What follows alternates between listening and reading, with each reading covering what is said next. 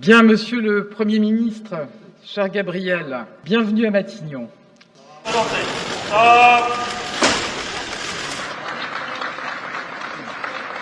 président de la République, bien sûr, qui m'a fait confiance de... Chère Elisabeth, pendant près de 20 mois, c'est la France de demain que tu as contribué à bâtir. Aux côtés du président de la République, tu as été une première ministre d'action et de courage. Nous savons tous ce que nous te devons. Cela a été dit ces dernières heures, j'ai pu le lire ou l'entendre. Le plus jeune président de la République de l'histoire nomme le plus jeune Premier ministre de l'histoire. Je ne veux y voir qu'un seul symbole, celui de l'audace et du mouvement. Je le dis d'emblée, mesdames et messieurs, j'emmène avec moi, ici, à Matignon, la cause de l'école. Elle sera l'une de mes priorités absolues dans mon action à la tête du gouvernement. Mesdames et messieurs, j'ai conscience du contexte dans lequel je prends mes fonctions. Trop de Français doutent encore.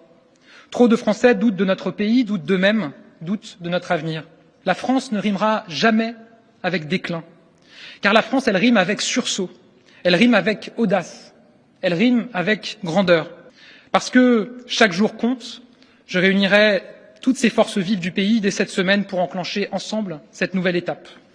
Avant de conclure, je veux avoir une pensée pour Édouard Philippe, qui fut le premier à me faire confiance en me nommant au gouvernement il y a plus de 5 ans. Une pensée évidemment pour toi, Elisabeth, que je remercie à nouveau pour ta confiance.